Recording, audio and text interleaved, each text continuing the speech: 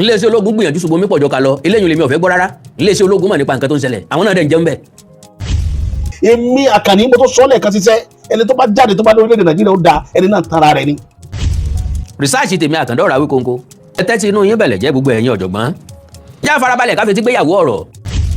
IG ṣé nàìjíríà ó da ẹja gbèrè lọ́wọ́ orí ara wa àtàwọn olóṣèlú ṣé nàìjíríà ó padà da. èmi wá béèrè wípé àwọn ìwo gangan ní mine ní Old Ọ̀yọ́ National Park. gómìnà Ọ̀yọ́ sọwọ́ yín mọ́ tọwọ́ yín bá mọ́ ẹ bóde ẹ sọ fún baraàlú ẹ lọ́wọ́ yín mọ́ pé bọ́wọ́ yín ṣe rírè pé kò sí kankan tẹ́ ẹ mọ̀ ń pa ẹ̀. if care is not taken àwọn ọmọ tí wọ́n jí kó láwòrán ìṣẹ̀lẹ̀ yẹn kọ́ lọ́wọ́ járí wọn padà ni. that's the only thing because a ti rí pé n tán pé ìjọba ìyànjẹ ni.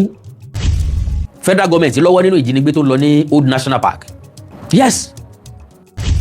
ọwọ́ gómìnà Ọ̀yọ́ gan ò mọ́ ọwọ́ gómìnà Ọ̀yọ́ ọwọ́ rẹ̀ ò mọ́.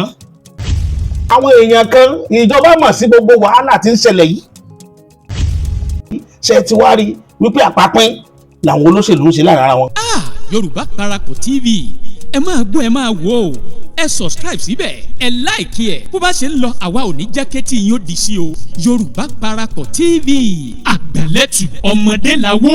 ètò ìjínigbé èyí tó ṣẹlẹ̀ ní Ọ̀ṣìẹ̀lẹ̀ níbi tí wọ́n ń bá kinní ìlọ báyìí kò fẹ́ẹ̀ sí ìdánilójú pé ìjọba ṣetán láti rí àwọn ọmọ ọ̀hún nínú èyí òun náà ni Awíkókó ti jáde lórí ọ̀rọ̀ kan èyí tí bàbá Akéwùgbà Gold sọ láìpẹ́ yìí tó sọ wípé ọ̀rọ̀ tí Mákindé sọ wípé Ọ̀yọ́ National Park òun náà ni àwọn agbésùmọ̀mí ọ̀hún wà bàbá Akéwùgbà Gold mà ṣàlàyé àwọn nǹkan ribiribi àwọn nǹkan mèremère èyí ni tó wà ní National Park tá à ń sọ̀rọ̀ ẹ̀ yìí ṣùgbọ́n ṣá o Awíkókó ti wá ṣàwọn ìwádìí kan lórí ẹ̀ nínú èyí tí ẹ̀gbọ́n tó ṣẹlẹ̀ ń bẹ̀ ètò ìjínigbé tó ṣẹlẹ̀ yìí ìyẹn ní agbègbè Ògbómọ̀ṣọ́ yìí ó ní í ṣe wípé federal government mọ̀ ń pa ẹ̀ débi wípé state government mọ̀ ń pa ẹ̀ nínú èyí tí wọ́n ti wá bí Ṣèyí Mákindé léèrè wípé ọwọ́ ẹ̀ ò mọ́ lórí nǹkan tó ṣẹlẹ̀ yìí wọ́n ní federal government gan mọ̀ ń pa ẹ̀ ibẹ̀ láti gbọ́ wípé níṣẹ́ ni àwọn kan ń wa ètò ọrọ̀ ajé wa níbẹ̀ lọ́nà èyí tí ò bófin mu àṣírí ọ̀rọ̀ ti wá tú báyìí o.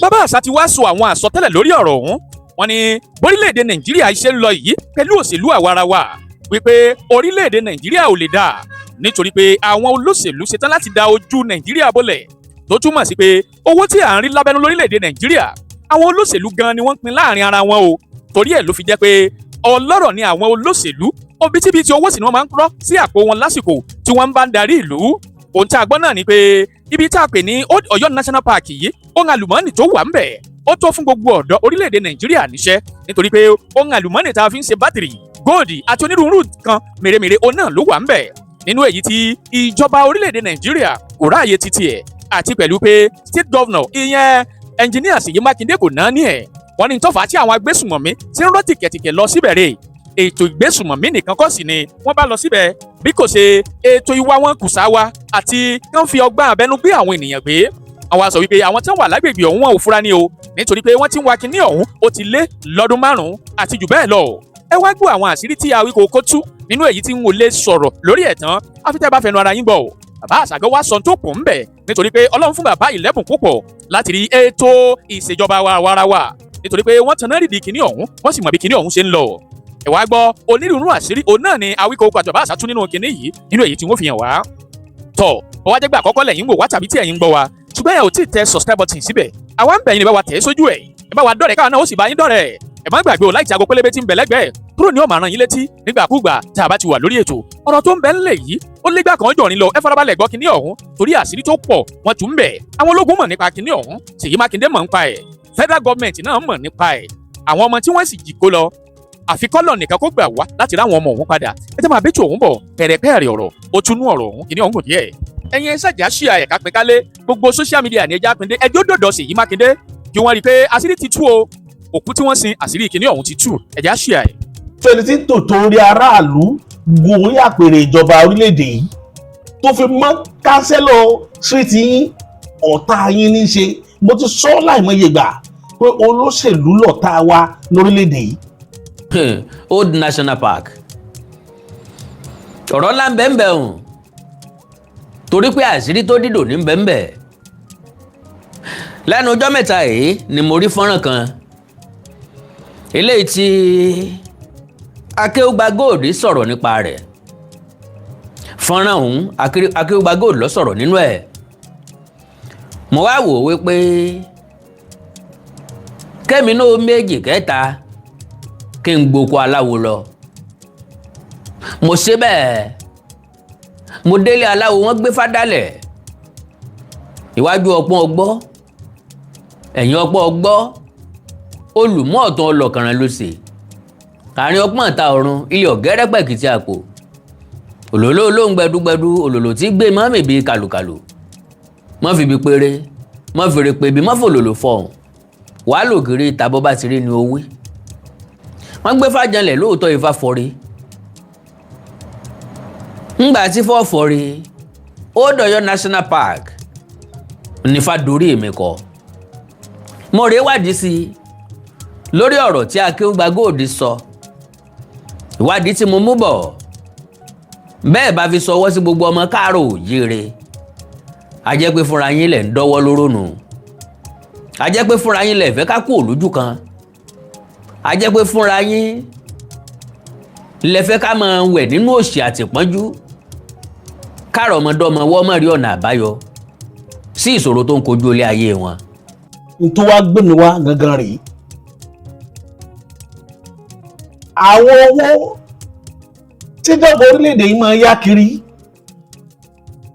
ayáwó China, ayáwó Germany, ayáwó ní World Bank, nítorí pé a nígbàgbọ́ wípé the only mineral resources tá gbẹ́kẹ̀lé tó jẹ́ epo kò tó wá ná mọ́. Gbogbo kùsà tí wọ́n wà ní Zamfara tán wà lọ́yọ̀ọ́lé ní Old National Park Ọ̀yọ́lé, eléyìí tí wọ́n wà ní Iléṣà tá a mọ̀ táwọn gbogbo píníndó gbogbo lọ bàbá Enoch Adébóyè tí wọ́n ti ń wa kùsà ní gbogbo ilẹ̀ Yorùbá bí tá a mọ̀. Kí ló dé tíjọba ò máa wà fúnra wọn kí wọ́n máa tà eléyìí tí wọ́n fi lọ ń yá owó lọ́wọ́ àjọ àgbáyé kiri? Lẹ́fì mọ̀ pé àwọn èèyàn kan ìjọba mọ̀ sí gbogbo wàhálà tí ń ṣẹlẹ̀ yìí. Ìjọba mọ̀ ṣe tó wù wọ́n ni. Kí n má lo àmì fàágùn fún un. Ìbá ń pín prógráàmù yìí kó délé kó dóko kó dẹ́sẹ̀ kùkú kó dọ́nà jíjìn. Ẹ jẹ́ pé ọ̀pọ̀lọpọ̀ àwọn èèyàn wọlé. Àkàndá mo fẹ́ sọ̀rọ̀ tí n ò tí ì sọ̀rọ̀ ẹ̀ rí. Torí pé a fẹ́ ṣíra wa létí. Ọ̀rọ̀ tí ó ṣe ń láǹfààní tí ó ṣe mí láǹfààní. Ọ̀rọ̀ tí ọmọ mú wa béèrè wípé kí wọ́n pín orílẹ̀-èdè yìí lójú ẹsẹ̀. Torí wípé náà káàrọ̀ òjíire. A ní nǹkan àmúṣọrọ̀ tó lè sọ adi ní ńlá káàkiri àgbáyé. Tó lè sọ adé èèyàn káàkiri àgbáyé. Tó lè jẹ́ ká ní ànító àti àníṣẹ́kù. Tá à ní tọrọ, tá à sì ní yáwó lọ́wọ́ orílẹ̀-èdè kankan láti ṣèjọba wa. Now, pápápá ẹjẹ́ akọ́kọ́ lọ sọ́dọ̀ Akéwùgbà Gold. Kémi náà tó wá ṣe analysis mi lẹ́sẹẹsẹ. Àkìsùkú ìdí márùn-ún ni wọ́n fi àtàkì sùn. Àkọ́kọ́ reason wọ́n fi announce ní pé ọ̀gá ńlá ti débi o ẹ má tẹ̀lé sí o. Wọ́n ti máìnì nǹkan ní Old Ọ̀yọ́ yẹn nísìnyí ó ti lé lọ́dún mẹ́ta ó ti lọ bí ọdún márùn-ún. Wọ́n ti máìnì nǹkan ní Old Ọ̀yọ́ National Park ó ti lé bí ọdún méje ó ti lé bí ọdún mẹ́ta. Òótọ́ ọ̀rọ̀ ni Akéwùgbà Gold sọ nínú ìwádìí mi. Ǹjẹ́ lẹ jẹ́ mọ̀ páwọn security agents tó wà lẹ́ environment ibẹ̀ wọ́n ń jẹun lójoojúmọ́, wọ́n ń buta ni. Àwọn sọ́jà ni o, ọlọ́pàá ni o, any security agent tó wà lẹ́ environment Old Ọ̀yọ́ National Park jáde sí Kìṣí, jáde sáwọn ìlú tó wà ń bẹ̀, wọ́n ń lábẹ̀ lójoojúmọ́ ni. Torí pé àwọn nǹkan àmúṣọrọ̀ tí ń bẹ ń bẹ̀, àwọn tí ń máìnì ẹ̀ orí ọ̀kadà ni wọ́n ń kó sí gbédégboro kí wọ́n tó lòdù ẹ̀ sínú mọ́tò ńlá kí wọ́n tó máa gbé lọ sí Ìlọrin àbí ibi tí wọ́n ti lọ gbé fò tàbí ibi tí wọ́n ti gbé lọ sí seaport tán ti máa transport ẹ̀ lọ sókè òkun. Àwọn security agent ń bẹ ń bẹ̀, ọlọ́kadà tí bá ti ń gbé pọ̀ bí ìgbà téèyàn ń gbé ráìsì ni. Sẹ́wọ̀n pé gbà tán ti bọ́dà, àwọn ọlọ́kadà tí ń gbé rẹsì wọn ò ráàyè gbé rẹsì, wọn ò ráàyè gbóróró mọ́. Lithium, àwọn nǹkan òmùsọ̀rọ̀ tí wọ́n ń rí ní Old National Park lókù tí wọ́n ń kó jáde. Àwọn security agent ọgbẹ̀tọ̀ tí wọ́n lọ́wọ́ wọn lójú ọ̀nà. Ẹ wo bí a bá ilé ayé ara wa dé, ẹ wo ohun tó wà nípínlẹ̀ Ògùn, ẹ wo ohun tó wà nípínlẹ̀ Ọ̀yọ́, ẹ wo ohun tó wà nípínlẹ̀ Ọ̀ṣun. Gbogbo abúlé tí bẹ́ẹ̀ ò lè sọ pé àwọn òun mọ̀ pé wọ́n wá ń jí wọ́n wá wà kan bẹ̀. gbogbo abúlé tí ń bẹ́ẹ̀ bí ò lè sọ pé àwọn ọmọ pé wọ́n wá ń wa nǹkan ń bẹ̀ torí pé wọ́n ń gbà bọ̀bẹ́ wọ́n ń gba nǹkan ń bẹ̀ àwọn ọba àwọn baálẹ̀ tó yí wọn ká wọ́n ní ẹ̀tọ́ tí wọ́n ń gbà ń bẹ̀ ẹ má jẹ́ àfira wa rúgbọ ẹ má jẹ́ àpè àfínládùn bí àrán fúnra wa majority nǹkan tá ẹ̀sẹ̀ ń rí nísìnyí ó ti ń rúgbó tipẹ́ táwọn tí ń bẹ́ẹ̀ ń bẹ̀ òwì nǹkan kan. nítorí pé majority baálẹ̀ ní tí wọ́n fi ń sóúnjẹ nìyẹn majority àwọn ọ̀dọ́ ìlú tí wọ́n ń kọ́ ọ̀kadà tí wọ́n bá di lithium sínú sakasaka tí wọ́n gbé sẹ́yìn ọ̀kadà rẹ̀ pé kọ́ lọ bá wọn já ní màyà tàbí kó já ní kìsí ó ti mọ̀ yí pé ìrìn tí ò tó ìrìn 30 minutes 12,000 wọ́n gbà lórí ẹ̀. Can you imagine nǹkan tó bá gbé lẹ́ẹ̀kan yóò gba 12,000 naira bọ́ bá wà lọ bẹ́ẹ̀ lẹ́ẹ̀márùn lójúmọ́ ẹ wo iye tí ọlọ́kadà ó pa bọ́ bá gbìyànjú lọ jù bẹ́ẹ̀ lọ lójúmọ́ ẹ wo iye tí ọlọ́kadà ó pa kálukú wọn mẹ̀lẹ́ ń bẹ̀ wọ́n pẹ̀pín wọn ò wí nǹkan kan jáde ọ̀rọ̀ wá di pé wọ́n wá ń jìyàn gbé nísìnyí ó wá di ti gbogbo wa ọ̀pọ̀lọpọ̀ àwọn nǹkan tá la máa ń pè ní ìyà ìmọ̀dé ọ̀pọ̀lọpọ̀ àwọn èèyàn ń bẹ tẹ́ máa pìtì tí wọ́n wọ̀ ti kẹ́ pìtì wọn ní tí prógráàmù ní dálé lórí oríṣiríṣi ẹ̀kọ́ ló kúnnú ẹ̀ àwọn èèyàn kan ń bẹ tó jẹ́ pé wọ́n wọ̀ ti pìtì o àwa la wá ń gbé ọ̀rọ̀ wọn lérí kò dá bọ́n ṣe àtáàkì wọn kò dá bọ́n ṣe káwọn ọmọ kúrò níbẹ̀ meanwhile àwọn bàbá wọn jẹ́ àjàrà èyí wá ń kan àwọn ọmọ wọn. déédé àpò sìmẹ́ǹtì tí wọ́n bá gbé sẹ́yìn ọ̀kadà tí wọ́n bá calculate kì í sọ̀rọ̀ $2,000 ìyẹn tí wọ́n bá ta ní sọ́lẹ̀ tó bá dìbẹ́ lójú ẹ̀ sí truck ó di billions of dollars ilẹ̀ Yorùbá ẹ máa múra ó súnmọ́ ó ń bọ̀ ẹ máa múra àmúra ló jẹ́ wọlé wọ́n wàhálà ti wọlé Yorùbá ẹni tí ò bá mọ̀ tẹ́lẹ̀ kó lọ́ mọ̀ tí wọ́n bá ń pẹ́ ó ń bọ̀ ó ti wọlé Yorùbá ìran Yorùbá kì í ṣe pé mo fẹ́ dẹ́rù báráyé bẹ́ẹ̀ lèmi náà ọ̀rọ̀ pọ̀ tí mo fẹ́ sọ. wàhálà ló fẹ́ dé àwọn tí ò ní làákà wọn pé kí ni ebi nìkan ló wà kò tí ì dọ́dọ̀ àwọn ẹ̀yin ò ní làákà ìjà nílẹ̀ Yorùbá ẹ̀yin agbára ìjọba jà tẹ́ ẹ̀ bá tètè paná tó fẹ́ jò ní ọ̀dọ̀ lọ́nà sinapa tí náà bá lọ jò pẹ́rẹ́ ó bọ́ síbù kó jẹ́ pé egungun orí èèyàn àti egungun gbáàyà èèyàn ni wọ́n fi kóná tó fẹ́ jò ẹ̀yin àgbààgbà ilẹ̀ Yorùbá jà ẹ̀yin tẹ́ ń bára yín jà lórí ọ̀rọ̀ ẹ̀sìn tá a bá ń tara wa jẹ lóko láti máa sọ pé kó tún kàwọn àgbà kan lé gbogbo wàyí náà ni wọn ti já sẹ́lẹ̀ lórí àwọn àgbà. àwa la kù lágbà báyìí o. ẹgbẹ́ pàjá gba ilẹ̀ Yorùbá gbogbo àwọn tẹ́ ń rí yẹn àwọn náà ti dàgbà bí bá lè lé wọn bá ń bẹ nílé àwọn náà ni wọ́n fọ̀rọ̀ nílẹ̀ ẹ̀yin tẹ́ ti wọ 50 upward 40 50 ẹ pera yín jọ ẹ má jẹ́ kílẹ̀ Yorùbá lànà bí apá kan ilẹ̀ Haúsá ti lànà nítorí fẹ́ ṣẹlẹ̀ ẹ wo àwọn tí wọ́n wọ Zamfara àwọn náà ni ẹ wọ̀ ní Yorùbá rẹ́kọ̀dù àgbáyé ó pè wípé láàrin 2011 sí 2021 tí sọdún mélòó ọdún mẹ́wàá ọdún mọ́kàndínlógún ọdún mẹ́wàá wọ́n lọ́nà tí wọ́n ti pa ní Zamfara nìkan ẹ lọ wo lórí íńtánẹ́ẹ̀tì rẹ́kọ̀dù tó wà wọ́n ní wọ́n lé 10,000 yẹn láwọn tí wọ́n ti pa àwọn tí wọ́n wá displace tí wọ́n lé kúrò lábúlé wọn lé kúrò nílùú wọn àwọn tí wọ́n wá displace wọ́n ní wọ́n lé ní 2 million èèyàn àwọn abúlé ìlú tó ti dáwọ́rọ́ wọn lọ fẹ́ tó 50 ẹ lọ íńtánẹ́ẹ̀tì ẹ lọ kà ẹ lọ Google ẹ ó ṣe wá ní Zamfara bẹ́ẹ̀ náà lórí níbọ̀rọ̀ wọn níbi tó ti kọ́kọ́ bẹ̀rẹ̀ nínú kó Sambisa wọn láwọn tí wọ́n pa látàrí wàhálà kó Sambisa wọn ló lé ní 20,000 èèyàn lára wọn làwọn ọmọ Chibok 276 tí wọ́n kó ń jọ sí tí ẹ̀ ní àmọ̀rí padà majority àwọn ọmọ yẹn ló mọ̀ bá ìṣẹ̀lẹ̀ yẹn lọ àwọn tí wọ́n padà gan 80% wọn lóde toyúntoyún wọn lọ lọ́mọ tí ò tí bàlágà tí ò tí jábàlé wọ́n jẹ́ màdàmú ni wọ́n bá dé màdàmú Chibok ni wọ́n bá dé lọ́dún náà lọ ẹ wo àdánwò tí ń ṣẹlẹ̀ nílùú yẹn bó ṣe wá yí lọ tó yí bọ̀ kò tí tàn tán síbẹ̀ wọ́n tún wá ní títí dìsín ogun yẹn ò ti stop iye sójà tó ti bá wàhálà yẹn rìn àwọn iléeṣẹ́ ológun ló lè sọ fígọ̀ torí iléeṣẹ́ ológun gbìyànjú àwọn omi pọ̀jọ́ ká lọ bó ṣe wá rí yẹn àwọn yìí kan náà wọ́n ti wá wọ Old Ọ̀yọ́ empire. iléeṣẹ́ ológun gbìyànjú ṣùgbọ́n omi pọ̀jọ́ ká lọ eléyìí lèmi ò fẹ́ gbọ́ rárá iléeṣẹ́ ológun mọ̀ nípa nǹkan tó ń ṣẹlẹ̀ àwọn náà dẹ̀ ń jẹun bẹ́ẹ̀. gbogbo kìíní ìṣíkò tó ń tá a lè gbẹ́kẹ̀lé ni tẹ́ ẹ wá ń kówó lọ ra tẹ́ ẹ ń gbéra lọ yáwó China ẹ ti yáwó Germany ẹ ti yáwó ní London ẹ ti yáwó ní World Bank ẹ ti yáwó l'Amẹ́ríkà káàkiri gbogbo owó tá a yá kí láwa àwọn fi ṣe sáwọn resources yóò tó ń tá a lè fi sọ láni ṣé kìí ṣe fọmọ ìlú yìí ni so táwa ká bá sọ fún yín pé Nàìjíríà lọ́jọ́ ọ̀la kò ní ìdí ká ṣẹ̀ṣẹ̀ lọ́mọ gbàgbé bíi Pastor Adébóyè kò ní ìdí ká kan rí mọ́lẹ̀ mọ́ ṣọ́ọ̀ṣì bíi ti David Oyedepo kò ní ìdí ká máa lára mọ́lẹ̀ bíi Kúmúyì ká tó mọ̀ pọ́jọ́ ọ̀la Nàìjíríà ò lè dá kò ní ìdí mathematics ní bàbá Bọ́lá Ahmed Tinubu tó bá jẹ́ pé lódodo ní òdodo lè bá nígbàgbọ́ pé orílẹ̀-èdè yìí kan náà gbogbo wa tí ẹ ṣe nígbàgbọ́ pé ẹ ní capacity àti deliver orílẹ̀-èdè yìí kò yẹ kẹ́ máa yáwó kiri nígbà tá a ní gbogbo resources wọ̀nyí tó wá jẹ́ pé Fúlàní nìkan ló ní access sí tí wọ́n ń wà tí wọ́n fi ń sọ̀rọ̀ tẹ́ ẹ̀ wá lọ yáwó tẹ́ ẹ̀ wá ń pe gbèsè yẹn lórí gbèsè gbogbo aráàlú tẹ́gbẹ́ torí rẹ̀ la fi ń repo lọ́wọ́ gógó torí rẹ̀ la fi ń ra oúnjẹ wá fi dọ̀wọ́ gógó gbogbo nǹkan tá à ń ṣe láàrin ìlú dọ̀wọ́ gógó a sì ní tó lè bí a bùkátà wa. ó túmọ̀ sí pé ní tẹ́ ń pè ní ìjọba olóòótọ́ pẹ̀lú aráàlú. àbí Old Ọ̀yọ́ national park tá a bá sọ́ra ti Old Ọ̀yọ́ yóò fẹ́ burú ju àti Zamfara àti Zambiza yóò fẹ́ burú ju méjèèjì lọ nítorí pé enabling environment ó ń bẹ fún wọn ní Old Ọ̀yọ́ national park orí Ọlọ́run sọ sí igbó Old Ọ̀yọ́ national park tàbá tí federal government bá maintain solid mineral tí bẹ ní Old Ọ̀yọ́ national park yóò lójú state tí ó lówó tó Ọ̀yọ́ state ní Nàìjíríà. nǹkan yẹn làwọn wá kiri nǹkan yẹn ni wọ́n ránjú mọ́ ní Zambisa wọ́n rí lithium díẹ̀ ni wọ́n fi jókòó kábẹ̀ kò tó nǹkan.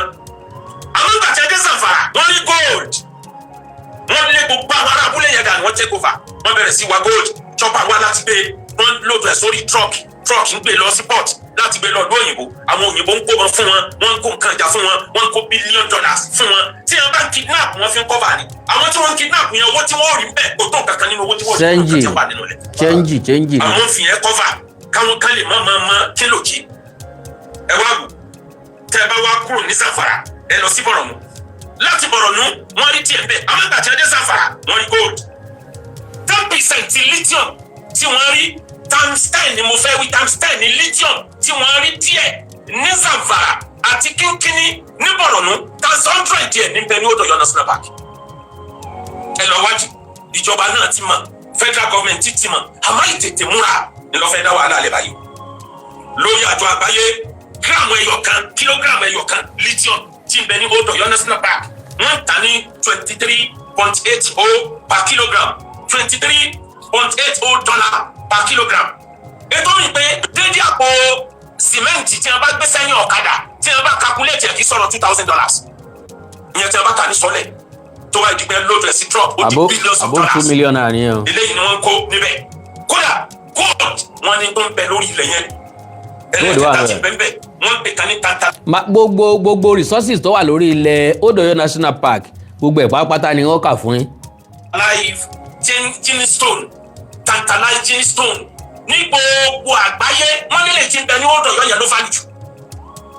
àwọn nǹkan wọ̀nyí ní bẹ́ẹ̀ àwọn nǹkan wọ̀nyí làwọn ọ̀gá ńlá ni wọ́n wá fún òní wọ́n wá jókòó tẹ̀ wọ́n ti máìnì nǹkan ní Old Ọ̀yọ́ yẹn nísìn ó ti lé lọ́dún mẹ́ta ó ti lọ bí ọdún márùn gbogbo abúlé tí ń bẹ́ẹ̀ ò lè sọ pé àwọn ò mọ̀ pé wọ́n wá wà kan bẹ̀ nítorí pé majority baálẹ̀ ní tí wọ́n fi sóúnjẹ nìyẹn majority àwọn ọ̀dọ́ ọ̀dún tí wọ́n ń kọ́ kadà tí wọ́n bá di lithium sínú sakasaka tí wọ́n gbé sẹ́yìn ọ̀kadà rẹ̀ pé kọ́ lọ bá wọn já ní màyà tàbí kó já ní kìsí ó ti mọ̀ yí pé ìrìn tí ò tó ìrìn 30 minutes 12,000 wọ́n gbà lórí ẹ̀.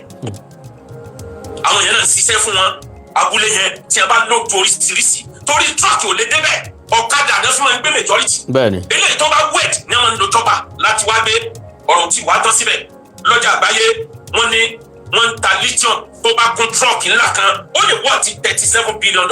Can you imagine? lọ́jà àgbáyé. $37 billion. nǹkan yìí ló wà ní ilẹ̀ Yorùbá ló wà ní Old Ọ̀yọ́ national park. àwa gan kò dẹ̀ sàmúlò ẹ̀ kẹjá béèrè ìbéèrè kan àdó olóró kan búlẹ̀ Ìbàdàn jò ní tí Peter Ayọ̀délé Fáyọ̀ṣe sọ wípé federal government fún gómìnà ìpínlẹ̀ Ọ̀yọ́ onímọ̀ ẹ̀rọ Ṣèyí Mákindé ní $50 billion tí Ṣèyí Mákindé jáde wípé kì í ṣe $50 billion o 35 àbí 30 billion ni wọ́n sì fóun nínú ẹ̀ o ǹjẹ́ 30 billion tí wọ́n fún ọ gangan dà so pé fáwọn tí ṣẹlẹ̀ sí àwọn tí wọ́n jẹ́ kàdó yẹn ó bú àwọn tí ń wa kùsà ni ń bo wọn ti ń wà ṣé èso Old Ọ̀yọ́ national park náà ni Òkè Ògùn axis nìyẹn náà ni wọ́n ti ń wa nǹkan kí ló dé tá a wá ń tanra wa ṣé gọ́ọ̀mẹ̀ntì ọmọ àwọn tí ń gbé bẹ́ẹ̀.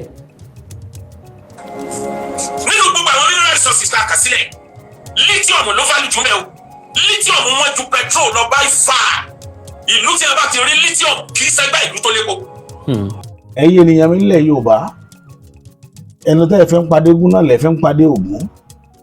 Ọlọ́run ọba tó láyé kó bá pẹ̀tù sáwọn oníròyìn òfegè àtàwọn tí ń fẹ́ ni afojúfẹ́ ni mọ́fọkànfẹ́ ni àwọn ọ̀ka ènìyàn, àwọn tí ń wá kí nǹkan burúkú ṣẹlẹ̀ nílẹ̀ Yorùbá kán lè rí wípé àkọ́ àtàbí ṣe bá wí fún wọn. Àṣìbàjẹ́ Ọlọ́run ò jọ yín, ọpẹ́ ní fẹ́lẹ́dùmarè ọba ògóògó, olóyè ló ti fọ́hun yẹn, ọpẹ́ ní fọ́lọ́run. Kí ni mo fẹ́ fàyọ ọgbọ́n là ń lọ lónìí lórí ètò? Kíní kan ṣẹlẹ̀ tí wọ́n fi hàn wá lórí ayélujára lónìí nípa káràkátà tí ń lọ nínú igbó Odoyo Park. Ẹ̀yin ènìyàn mi, mo fẹ́ fi kíní kan dá yín lójú. Èmi tí mo pe àwọn ará abẹ́ ní àṣẹmọ́lù, mo mọ tí mo rí o. Ó ní tí mo rí tí mo fi bẹ́ẹ̀ pé àṣẹmọ́lù ni wọ́n. Ṣé wọ́n wá ṣàṣẹmọ́lù? Ṣé kí wọ́n kì í wá ṣe àṣẹmọ́lù? Òfin tí wọ́n ṣe fún National Park Odoyo Park ni wípé ìwọ kò gbọdọ̀ dá ẹran, ìwọ kò gbọdọ̀ wọ igbó yìí láì gba àṣẹ láti Ọ̀yọ́ Àtìbà ní ọ́fíìsì àwọn National Park wà. Ẹ lọ gba ìwé ìrìnnà níbẹ̀. Àwọn ni wọ́n á fi mọ́tò kó yín, kì í ṣe mọ́tò yín lẹ́gbẹ̀ẹ́ lọ. Wọ́n fi mọ́tò tiwọn, wọ́n ní mọ́tò tí wọ́n fi ń bá àwọn èèyàn wọgbó torí àwọn ẹranko burúkú. Wọ́n kó yín, àwọn aṣọ́gbó wọn náà wà pẹ̀lú yín ní ìdí amára tó pé inú mọ́tò yẹn lẹ́mọ̀ wà tí wọ́n ti máa gbé káàkiri, mọ́ fi àwọn nǹkan hàn yín pé ibi báyìí ni ààfin Aláàfin wà nígbà náà lọ́hùn, ìhà yín ni Àmúrí wọn wà. Pàápàá jùlọ ara wọn táwọn èèyàn máa lọ́wọ́ ní Old National Park ni Àmúrí, ibi tí wọ́n ń kó nǹkan àjà ogun àwọn ìran Yorùbá sí látijọ́ ní Odoyo. Ibi tí wọ́n ń kó nǹkan àjà ogun sí ó wà ń bẹ̀ dọ̀la nínú igbó yìí. Ààfin Aláàfin bẹ́ẹ̀ ń bẹ̀ dọ̀la. Àwọn ògiri kọ̀ọ̀kan wà ń bẹ̀ tí òwò tí wọ́n fi hàn yín pé bíbá ni àwọn nǹkan báyìí ti ṣẹlẹ̀, bíbá ni ọjà báyìí wà. Oríṣiríṣi ọjà Kẹsàn nínú Odoyo. Ṣùgbọ́n ó jọni lójú wípé gẹ́gẹ́ bó fi yẹn ṣe wá ṣe tó tí federal government gbà, ìjọba àpapọ̀ orílẹ̀-èdè yìí ló gbà ó lọ́wọ́ àwọn ọmọ Ọ̀yọ́ pé tó àwa làá máa ṣàmójútó gbó yìí. Pé ìwọ kò gbọ́dọ̀ ṣọdẹ wọbẹ̀, ọdẹ kì í wọdẹ náà orí wọbẹ̀. Èèwọ̀ nínú òfin ìjọba orílẹ̀-èdè yìí. Ẹ lè bá Yorùbá nínú ìgbẹ́ yẹn kó máa sọ pé òun fẹ́ pẹran jẹ àbó ń lọ wo nǹkan kan bẹ̀ tí kì í bá ṣe pé ó gba ìwé àṣẹ wá láti Ọ̀yọ́ Àtìbà ní ọ́fíìsì àwọn National Park Control. Ibẹ̀ ni wọ́n ti sign paper fún yín, wọ́n fún yín ticket tẹ́ fi wọlé. Ẹ bá dẹ̀ entrance wọn ní National Park Ọ̀yọ́lé, ẹ bá àwọn military mbẹ̀ tí wọ́n welcome yín sínú ilé yẹn. Ìwé ìrìnnà yìí pọ̀ ni wọ́n á fi tẹ̀lé yín wọbẹ̀. Ẹ wá wo àwọn òfin yìí tí wọ́n ṣe níbẹ̀ pé ìwọ kò gbọdọ̀ pẹran, ìwọ kò gbọdọ̀ dẹ́nà orí, ìwọ kò gbọdọ̀ dá màálù wọnú igbó yìí. Ṣé kìí ṣe màálù làwọn Fúlàní ń dà níbẹ̀ yìí tí federal government dẹ̀ mọ̀? Torí mo rántí vividly ní 2024 yìí tó bá rántí inú ẹ̀ tẹ́ ti darapọ̀ mọ́ wa láti gbà yẹn. Ó ní fídíò tá a ṣe pà lọ sódò Ọ̀yọ́, adẹ̀dẹ̀ Ọ̀yọ́ Àtìbà bí nígbà tá a dé páàkì wọ́n jẹ́ oyè wa pé igbó yìí àwọn bandit ti gbà bẹ̀. Ẹwà àtọ́dún tí federal government ti mọ̀ pé bandit ti gba igbó Odoyo. Nítorí pé kí ni lithium ní ọ̀kan yìí petrol, lithium òun ni à ń lò fún tẹ́ńpẹ̀ ní EV, lithium òun ni wọ́n fi ń ṣe bátìrì. Àkà gbogbo nǹkan fi ń ṣe ẹ̀rọ wọ̀rì. Tí o bá sí lithium kò lè sí ti jẹ́ rechargeable battery. Bẹ́ẹ̀ni. Bákan náà lithium ní bẹ lára fóònù, lithium ni wọ́n fi ṣe fóònù tá à ń gbé kiri, lithium ni wọ́n fi ṣe solar light, lithium ni wọ́n fi ṣe electric car, lithium ní bẹ lára aeroplane ti fi ń fò. Lithium yẹn ni wọ́n bẹ ní Odoyo National Park. Ẹ wá ní wọn ní takú síbẹ̀. Wọ́n tún wá lọ́kàn tún wá wà irú lithium tí ń bẹ ní Odoyo National Park. Ẹ lọ Google ẹ̀. Wọ́n pè ní most significant lithium pegmatite. Most ẹgbọ́n mi yé most significant lithium pegmatite ní bẹ ní Odòyọ̀ ní gbogbo àgbáyé ọbẹ̀ tàjú ọ̀yà àti góòdì lọ nígbà ọgọ́rùn òun ní bẹ́ẹ̀ kí wàá ló dé táwọn ọ̀gá ńlá fi wá wọ Odòyọ̀ wọ́n rí Odòyọ̀ bíi ibi tó ń tẹ́ da nǹkan bo àwọn lójú láti gbọ́ ìpè káì irú bíbá yìí ń bẹ làwọn ń jẹ ìyá ní north kí ló dé tí wọ́n fi rò bẹ́ẹ̀. ibi tí wọ́n ti lè rí nǹkan tó pọ̀ àwọn wá ń wá ibi táwọn ó ti mọ rí ẹ̀sùn tẹ́rẹ̀ǹtẹ́rẹ́ káàkiri tẹ́lẹ̀tẹ́lẹ̀ àwọn ẹ̀sẹ̀ wá kan olúùlú rẹ̀ apùjú ẹ̀ orírun rẹ̀ ẹ wá ní wọn ò ní fẹ́ para wọn bẹ̀ wọn ò ní pààyàn bẹ̀ wọ́n pa àwọn security guard kẹ́ mọ́ bá láǹfààní àti tọpa wọn káàkiri ni. Igbó Odòyọ̀ national park as ibi tó bẹ́tà táwọn ò rí látijọ́ yìí tí ẹ wá yà ó bọ̀ bẹ̀ àkọ́kọ́ tó jẹ́ kí wọ́n rí bẹ́ẹ̀ advantages ni pé one ibẹ̀ close sí Lagos airport tí wọ́n bá bẹ ní Sambisa tí wọ́n bá lóòdù tàbí ní Zamfara truck yóò lu ọ̀sẹ̀ kan tàbọ́jọ́ márùn-ún kó tó dé port lẹ́kọ̀ọ́ níbi tí wọ́n ti kó sójú omi. Àwọn tó bá jẹ́ ní Odòyọ̀ ni ìrìn wákàtí 6 sí 8 láti Gbẹ́tì ó ti kéde bọ̀. Wọ́n kó díẹ̀ wọ́n lóòdù ẹ̀ àárín ìgboro náà ti ń lóòdù ẹ̀. Wọ́n ti kó dé bọ̀ ìyẹn àǹfààní àkọ́kọ́ closer to Lagos port. Àǹfààní ẹlẹ́ẹ̀kejì òun ni wípé ibi táwọn ń tà ń pè ní Odòyọ̀ national park yìí àlàáfíà ń bẹ fáwọn ń bẹ àwọn ò lọ́tà ní Sambisa àti ní Zamfara wàhálà sójà àtàwọn JTF ti kò jẹ́ kó wọ́n sùn. àwọn ní Odòyọ̀ wọ́n ti ń bẹ̀ ń sìn ó súnmọ́dún kan ó súnmọ́dún méjì kò sẹ́ni tó lé wọn kò sẹ́ni tó gbógun tì wọ́n. àwọn aráàlú wo lè sọ báwo mọ̀ táwọn kan bẹ́ẹ̀ bẹ́ẹ̀. wọ́n mọ̀. wọ́n lè sọ bẹ́ẹ̀ àwọn ni wọ́n ń ta oúnjẹ fún wọn torí pé wọ́n ti. bọ́dẹ̀ ṣe ń ta oúnjẹ fún wọn wọ́n bìlì pé ọjà wọn ń wá ńgbà tẹ́nìkan bá wá láti inú igbó tó ra búrẹ́dì 40 tó ra búrẹ́dì 80 tẹ́yìn náà ń lọ bakery tẹ́ lọ ń kó wá bìbà tẹ́ lọ́jà yín ń tà béèrè kí ni wọ́n ń ṣe ń bi tí wọ́n ti wá ń ra búrẹ́dì láti inú igbó ẹ̀ ń dáná oúnjẹ àwọn ìyàwó yín ń pawó ẹ̀ kàn sọ tírélà ń drop àwọn Fúlàní sínú igbó béèrè tí wọ́n rè ń ṣe nínú igbó ń bẹ̀ ẹ̀ rò pé kidnapping nìkan wọ́n ṣe ń bẹ̀ ìwakùsà ni àwọn èèyàn kan ló kó wọn wá síbẹ̀. What are you talking about? ìdí rèé tí mo fi ń pe gbogbo wa láṣàkíyèsí pé ṣé bá ṣe máa bá ní àjò wa lọ rí ṣé bá ṣe máa bá a lọ ó pọ̀ nínú gbogbo tí ń ṣẹlẹ̀ sórílẹ̀-èdè yìí lọ́wọ́ àwọn agbófinró kò mọ́ nínú ẹ̀ ọwọ́ àwọn agbófinró ò mọ́ nínú ẹ̀ torí ẹ̀ tá a bá péré alájájá máa péré kòkò tí wọ́n ṣe tá a fi ṣe ajá rẹ̀ ẹ wá wò ó ọ̀rọ̀ tó wá jẹ́ mi ní ogún bẹ̀ jù rèé mo ti ṣe ọ̀pọ̀lọpọ̀ fídíò tí mo fi ń yí àwọn èèyàn pé ṣé góòlù kùsà ni wọ́n máa wà nínú ìgbẹ́ ni wọ́n máa mú wọn gbalẹ̀ onílẹ̀ torí ọ̀rọ̀ náà ò yé mi nígbà náà mo máa ń dí káwọn èèyàn mọ̀ pé irọ́ ni ọ̀rọ̀ yìí nígbà míì nínú ẹ wá wo ìjọba orílẹ̀-èdè yìí kò sí kí ará àta ó tó lè mọ̀ pé nǹkan kan ṣẹlẹ̀ lórí ilẹ̀ èèyàn kọ́wọ́ ìjọba mọ̀ sí nínú ẹ̀ kò pọ́síbù torí ẹ̀ ńlá bàbá wa mọ́nímọ́ní bàbá wa mọ̀yànmọ̀yàn ṣe máa pa àṣà mà wọ́n ní kò rọrùn kálejò wọ̀lú kó wá máa júwe sàárẹ̀ àfọ́jú kò rọrùn. rìsáàsì tèmi àkàndọ̀rọ̀ Awíkonko ẹ tẹ́tí inú yín bẹ̀lẹ̀ jẹ́ gbogbo ẹ̀yin ọ̀jọ̀gbọ́n ẹ já farabalẹ̀ ká fetí gbéyàwó ọ̀rọ̀ ok oh my god láti ẹjọ́ yìí kí làwọn nǹkan àlùmọ́nì tó wà ní Odòyọ̀ National Park.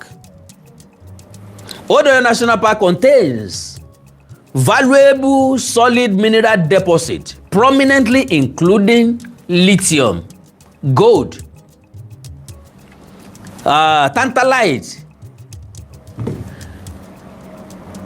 àbórí ẹ yìí ni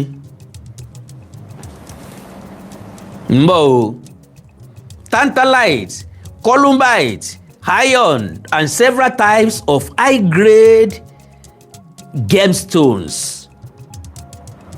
While the park is a protected ecological conservation zone, the rich presence of these mineral resources has attracted significant illegal mining activities across various axis of the park, including the Abatabu and Daba sectors. Now, ẹ já béèrè lọ́wọ́ ara wa, mining ti ń lọ nínú igbó yẹn lọ́dọ̀ àwọn security guard tí ń guide Old National Park fúnra lára wọn. Wọ́n believe pé àwọn nǹkan ayé àtijọ́ tẹ́ fẹ́ wá wò ní museum ní nǹkan lè máa bá wá. Wọ́n kọ̀yìn sí gbó, wọ́n mọ̀ wípé gbẹlẹmùkún nǹkan lọ́nu igbó, àwọn tó wà lódì kejì igbó àwọn ń jàǹfààní ẹ̀, àwọn kan ń guide building lásán. Illegal mining lọ́nu igbó tẹ́rẹ̀rẹ̀rẹ̀. Okay, táwọn security bá sọ pé àwọn ń wá àwọn ọmọ tí wọ́n kó láti ẹjọ́ yìí ní this same Old Ọ̀yọ́ National Park, ká ní wọ́n rìn jìnnà bí wọn ò bá tí ì débi táwọn ọmọ yẹn wà, wọn ò ti já síbi tí wọ́n ti ń mine illegally nínú igbó yẹn kan náà. Bọ̀ torí pé wọn ò kúrò lójú kan, kò jẹ́ kí wọ́n rí nǹkan kan mú, kò jẹ́ kí wọ́n rí ibì kankan dé, kò jẹ́ kí wọ́n rí nǹkan kan dì mú láti bí ó ti ń lọ bí oṣù méjì nísìn tí wọ́n ti láwọn yínúgbó Old National Park káàkiri. Now, the primary mineral resources found within the Old Ọ̀yọ́ National Park and its surrounding Òkè Ògùn axis, including strategic and battery mineral lithium. Lithium yẹn ó ní olórí nǹkan tí ń bẹ ń bẹ. Okay, strategic and battery mineral lithium. The park contains high-profile hard rock lithium deposits, specifically found in ores like spodumene and lepidolite. Due to global demand for clean energy solutions, this white gold is a primary target for illicit extraction. Tó bá jẹ́ primary target fún illicit extraction, kí ló dé tá a ṣe legally? Kí ló dé tí gọ́ọ̀mẹ̀ntì Ọ̀yọ́ ṣé wọ́n fẹ́ sọ pé tí àwọn di sí ni? Sáwọn èèyàn kan wà lọ́yọ̀ọ́ tí wọn ò mọ tí ń lọ ń bẹ̀, tí wọn ò lè sọ fún gọ́vnọ̀, tí gọ́vnọ̀ ò lè káwọn ọmọ ogun lọ síbẹ̀ kí wọ́n láwọn tí wọ́n ń mine illegally kúrò ń bẹ̀. Meanwhile, do you know there is no illegal miner ní Nàìjíríà? Ọgbọ́n mi dáadáa, no illegal miner in Nigeria. Lọ́nà wo?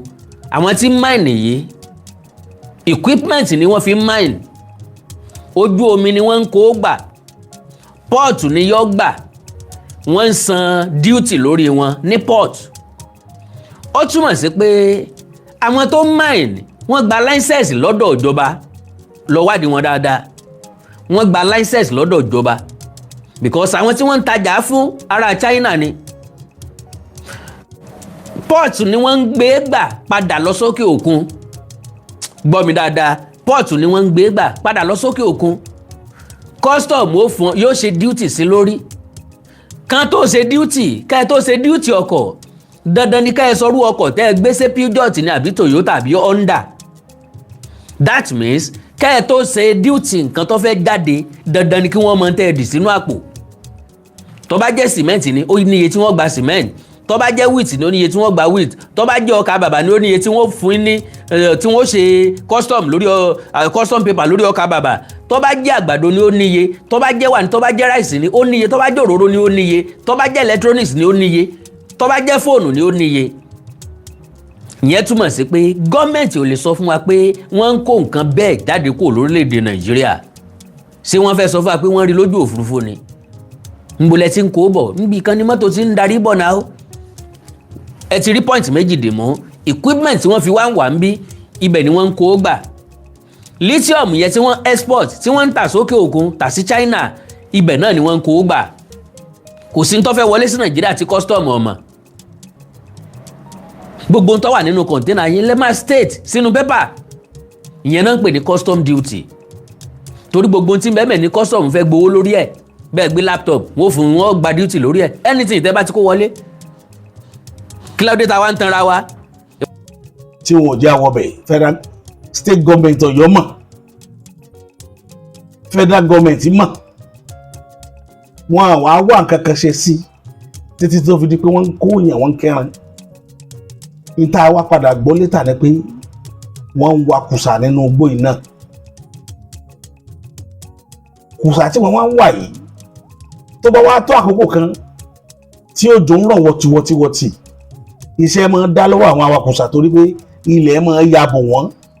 nítorí pé omi máa ń gba gbogbo ilẹ̀ lọ́wọ́ wọn ò ní ráyè wa kùsà mọ́ wọ́n wá fi opportunity yẹn lọ jí àwọn èèyàn gbé ẹwà tí ọdún tó ti ń jí èèyàn gbé nínú igbó yìí gbogbo wàhálà tó ṣẹlẹ̀ ń Ìbàràpá ńgbà náà nínú igbó yìí ni wàhálà yẹn ti ń wá o gẹ́gẹ́ bí tíwádìí sọ federal government Nàìjíríà dẹ́ mọ̀ tá a bá ní ìjọba mọ̀ ìjọba as a person bíi president lè má mọ̀ pé kan lọ ń bẹ̀ ṣùgbọ́n àwọn tí wọ́n jẹ́ agbófinró fún ìlú wọ́n mọ̀ wọ́n dẹ̀ dákẹ́ lórí ẹ̀ kábúrò mọ́ ṣẹlẹ̀ ní àbí kan pé tí ẹ bá wádìí dáadáa ẹ rí i pé onílé mọ̀ sí ó lọ́wọ́ onílé nú. wàá sọ pé gọ́ọ̀mẹ̀ntì ò mọ̀ ń pa ẹ̀. Okay, is a primary target for illicit extraction. Lithium nìyẹn. Ìkan tó wà tán pè ní tantalite and columbite. These rare eléyìí ò wọ́pọ̀ high value transition minerals are essential components used extensively in electronic devices and manufacturing. Bí wọ́n bá fẹ́ ṣe àwọn electronics gbogbo oríṣiríṣi components ni wọ́n ń kó sínú ẹ̀. Ara àwọn nǹkan tí wọ́n fi ń ṣe àlùmọ́ọ́nì inú ilẹ̀ ni ẹ̀gbọ́n tí wọ́n pe gold ni tán pe lithium ni white gold ni wọ́n pe white gold. Okay, now ìmíì tún wà precious metals and industrial crest gold ores gold massive gold mineralization has been documented across the park and the wider Old Oyo/Òkè Ògùn geological complex. Oríṣiríṣi nǹkan àlùmọ́ọ́nì ní bẹ nínú Old Oyo National Park. Federal government àbí state government àwọn kan káàfù ẹ̀ wọ́n kàn pé lórúkọ ní tí ń bẹ ń bí àwọn gan ọmọ wọn ò dẹ̀ ṣèwádìí rádáadáa. A ní state government ní national government a ní tí wọ́n ń pè ní aláwọn tí wọ́n ń pè ní researcher. Àwọn researcher ti wá kàn jókòó sọ́fíìsì ni wọ́n kàn ń gba salary wọ́n dẹ̀ ń gba nǹkan àjẹmọ́nú wọn. Researcher ti wá wọn ò mọ bá ṣe research wọn ò mọ bẹ́ẹ̀ yẹn ṣe ń jáde wọn ò mọ bẹ́ẹ̀ yẹn ṣe ń fọ́gbó káàkiri téèyàn ó discover nǹkan kan. Kí làwọn researcher wa ti discover rí? Kí ni research wọn ti mú jáde rí? Gbogbo àwọn researcher tó jáde kúrò nílé ẹ̀kọ́ ń bo wọn wà. Ṣé ìṣẹ̀ntọ́ lọ study research ńlẹ̀ lọ gbé sí báǹkì? Ọlọ́run ràn yín lọ́wọ́. Iron ore sí ọ̀rẹ́ ni iron ore àbí ore. Broad deposit of iron ore are distributed within the basement complex rocks of the area. Abẹ́ gbọ́ mi dáadáa. Ẹ wo ibi tí àwọn yẹn wà. Ìkan wà tán pè ní gemstones tourmaline. High quality tourmaline gemstones are abundant in the northern stretches of Oyo intersecting the park. Oríṣiríṣi nǹkan tó wà nínú Old Oyo National Park nìkan nìyẹn o. Others precious stone. The park's crystalline pegmatite structures harbor various other gemstones including aquamarine, beryl, garnet and amethyst. Bókọ wọn ṣe ń jẹ́nu o. Lára ẹ̀ náà ni construction and industrial minerals marble. Òun náà wà ní Old Oyo National Park and dolomite. Ìyẹn náà wà ń bẹ̀ located in commercial quantities near park border areas like Igbeti, giving the surrounding zone its reputation for world-class marble deposit. Gbogbo nǹkan báyìí gbogbo nǹkan àlùmọ́ọ́nì yẹn lọ́pọ̀ ń bẹ̀ commercial quantity. Lágbègbè Igbeti nínú Old Oyo National Park yẹn náà ìkan náà wà tán pè ní kaolin, ìkan wà tán pè ní talc èyún TALC, ìkan wà tán pè àti granite òun náà wà nínú ọbẹ̀. These industrial minerals exist extensively within the underlying geological rock formations. Àwọn kan tó sọ tó wọ́n láwọn Chinese wà nínú àwọn tí wọ́n jọ ń wà kùsà wọn wọ̀nyí. Kí ni Chinese ń wá nù gbó ilẹ̀ Yorùbá? Kí ni Chinese ń wá nù gbó ilẹ̀ Nàìjíríà?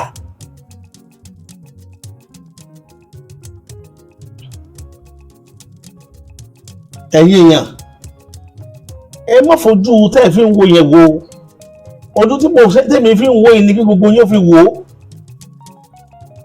Ìjọba orílẹ̀-èdè yìí ti ń kó wa sínú gbèsè lójoojúmọ́. Ṣé kìí ṣe pé wọ́n ń yá owó wọn lọ ń pín láàrin ara wọn, wọ́n ń dá sàkáàtì ara wọn? Because ìntàlẹ́ta wà àwọn ìsọ̀rí àwọn èèyàn kan ní pín yẹn fúnra wọn. Ìjọba ò sì sọ̀rọ̀. Ìjọba wa lọ yáwó yóò wá mọ́ pé a ní nǹkan kan mọ́ tá a fẹ́ tá a ní tá a gbẹ́kẹ̀lé àfi ká lọ yáwó. Now àwọn yáwó à ń retí bá ṣe máa san gbèsè ṣùgbọ́n resources ń bẹ tá a lè fi kí àwọn èèyàn kan sọ̀rí ẹ̀kan nínú wa náà ní tó lọ ń wà yẹn lọ́tọ̀ tí wọ́n ń dá a jẹ. Ibi tẹ́mi ń sọ̀rọ̀ lọ nìyẹn. Mi ì mọ̀ bóyá èèyàn mi bóyá ronú lọ bí tí mo ronú lọ yẹn. Ẹja àgbà pé kò Nàìjíríà ò dáa mọ́. Ṣé góòlù Nàìjíríà náà ò dáa ni? Ṣé lítíọ̀mù Nàìjíríà ò dáa? Àbí kí làwọn òyìnbó wo Chinese ń wá nínú igbó wa nínú igbó kìjikìji? Ní last year mo treat kéèsì kan l'Ondo tí wọ́n lọ sérí Àkókó tí wọ́n lọ ń wa igi onígi wúlẹ̀ onílẹ̀ kiri láwọn òyìnbó yìí. Nítorí mineral resources táwọn aráàlú fi dìde pé gbogbo kó lẹ́kí gbà máa wọn lọ́wọ́ tán. Ẹ̀wọ̀n bára Ondo ògàn tiwọn. Àwọn ò ní gọ̀gọ̀gọ̀ ká sọ owó kọ́gi kí wọ́n lè fa aṣọ wọn yọ kó lára gi. Àwọn ò dàbí àwọn ará Ọ̀yọ́ tí wọ́n mọ̀ pé nǹkan ṣẹlẹ̀ ní ògbẹ́ inú igbó wọn tí wọ́n sì lajúlẹ̀ tí wọ́n sì ń wò. Ọwọ́ gómìnà Ọ̀yọ́ gan ò mọ́. Ọwọ́ gómìnà Ọ̀yọ́ ọwọ́ rẹ̀ ò mọ́. Eégún àtiró wọlé èèyàn àtiró jáde. Tani ò sọ mọ̀ pé eégún àtiró tó wọlé lẹ́yìn àtiró tó ṣe lákàlákà jáde ni.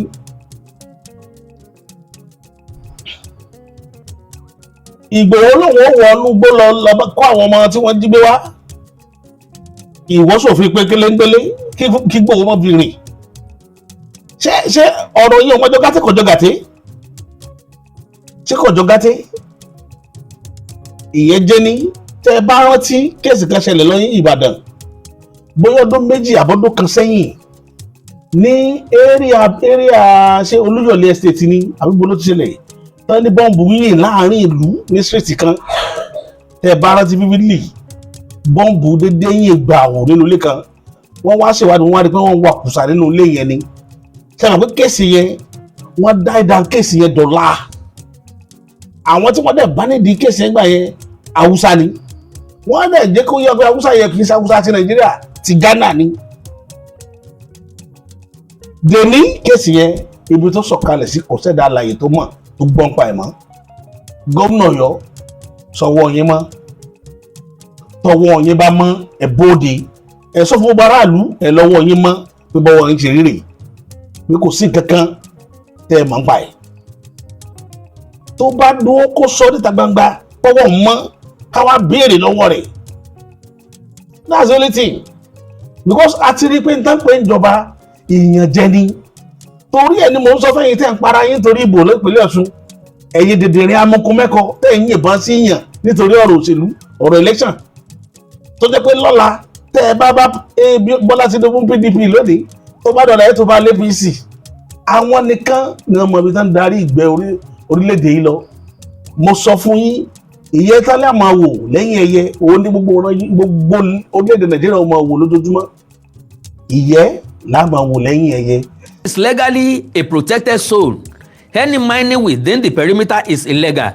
Okay, bó bá wá jẹ́ legal ńkọ́ kí ló dé tá a wá lè wá legally kálí àwọn tí ń bẹ́ẹ̀ kú o bó bá sì já wọn máa ń wà okay ìjọba ti gbẹ́sẹ̀ lé ilẹ̀ ìjọba lẹ́wà ẹ mọ̀ bájọba wà á mọ̀ sanwó ọ̀yà tí ń fún yín kó di ti gọ́ọ̀mẹ̀ntì kí gọ́ọ̀mẹ̀ntì ó dẹ ti ń jèrè ń bẹ̀ àǹfààní tí yóò ṣe gbogbo ọmọ ìpínlẹ̀ Ọ̀yọ́ kò ní mọ lẹ́lẹ́gbẹ́.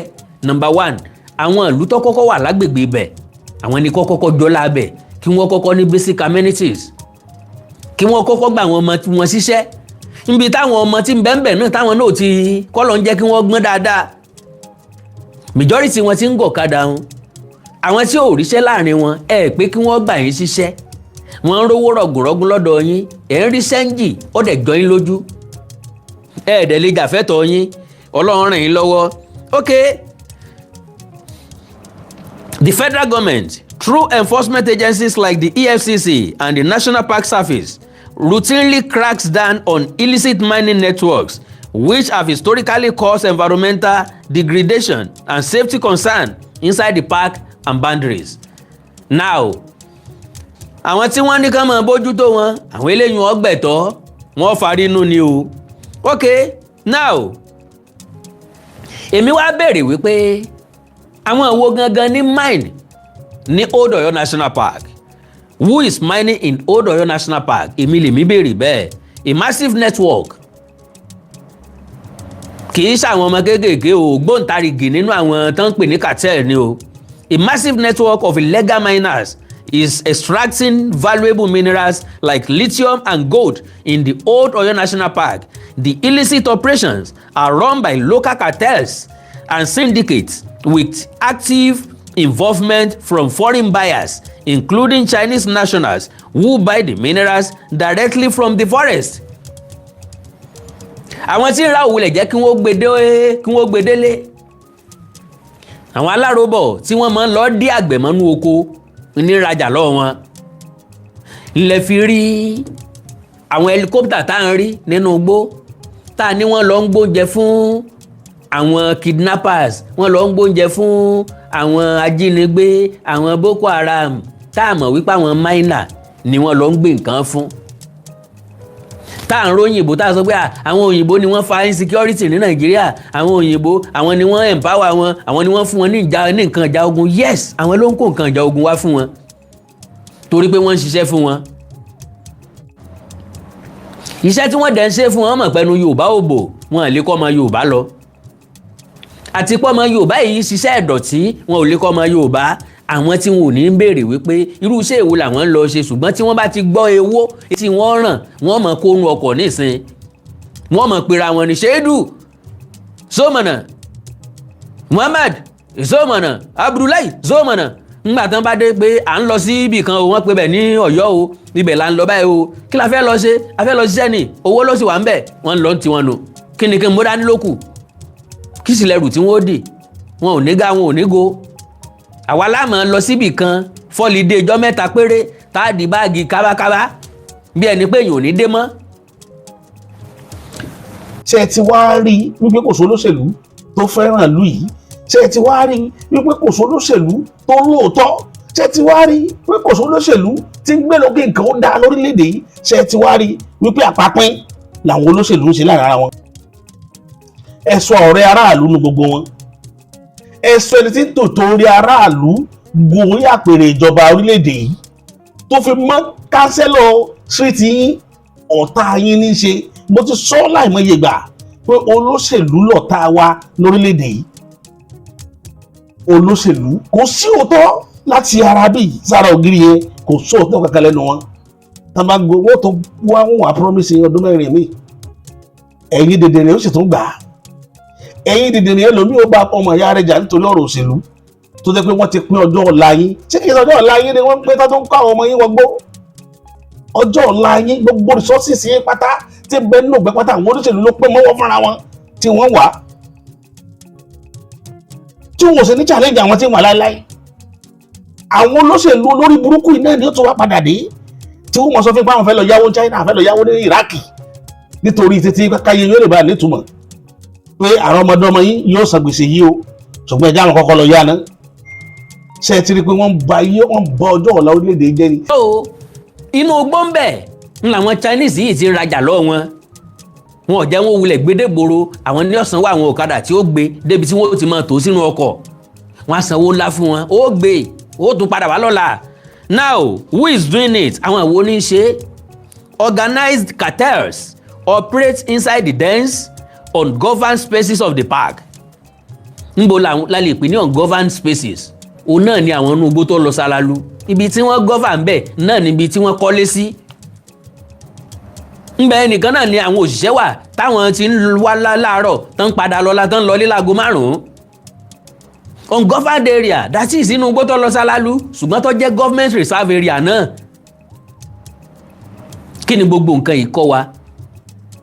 Gọ́ọ̀mẹ̀ntì wa ti sùn jù ní Nàìjíríà.